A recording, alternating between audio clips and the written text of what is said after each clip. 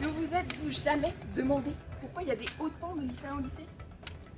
Ces jeunes qui décident d'affronter quotidiennement ces professeurs, ces lieux, ces cours. Alors qu'il y a encore quelques années, ils préféraient faire d'autres choses, quoi. Jouer, s'amuser, des choses plus intelligentes, les rendant heureux et épanouis. Alors, on se demande s'il ne se passe pas quelque chose ici. Donc nous sommes penchés sur ce sujet pour comprendre le déclic. Qu'est-ce qui produit ces choses chez eux? Parce qu'ils ne viennent pas avec de leur plein gré. Donc nous sommes penchés.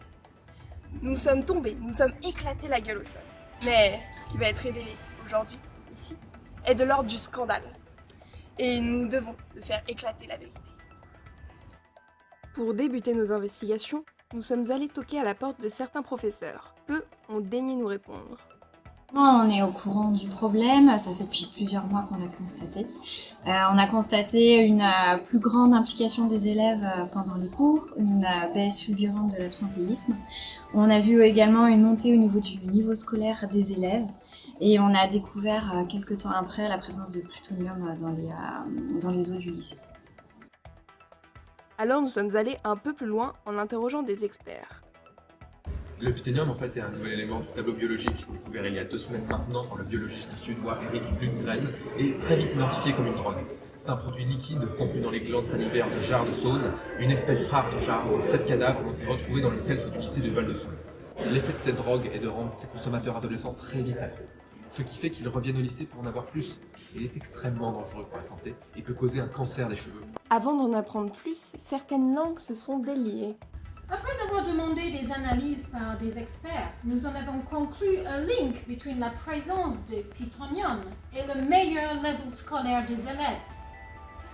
Et après de nombreuses discussions, nous avons décidé de laisser le plutonium infecter nos moteurs.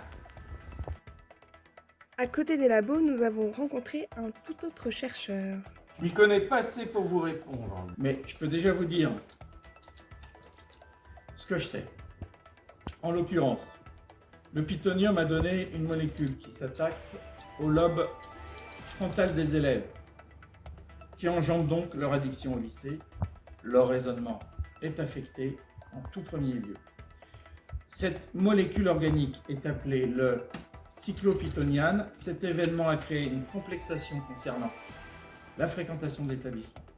Comme dit le dicton latin, libere et non manducare acetyl salicylicum acido. Et sur ces bonnes paroles, nous sommes allés voir les premiers concernés. C'est un scandale. Mais quelle horreur! Mais j'ai rien compris, ça se fait en fait. Et c'est quoi le scandale?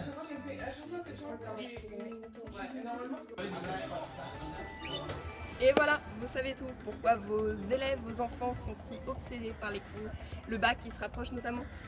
Donc en fait, l'administration a drogué vos enfants à leur insu, tout en détruisant leur santé. Vous les y avez autorisés avec une autorisation que vous avez signée par donc, tous les parents, où c'était écrit en tout mini rikiki en bas de la page. Mais bon, ce scandale présenté ici n'est pas à prendre à la légère. Il est très sérieux. Mais bon, au moins, vos enfants seront un petit peu moins cons. Allez, tous.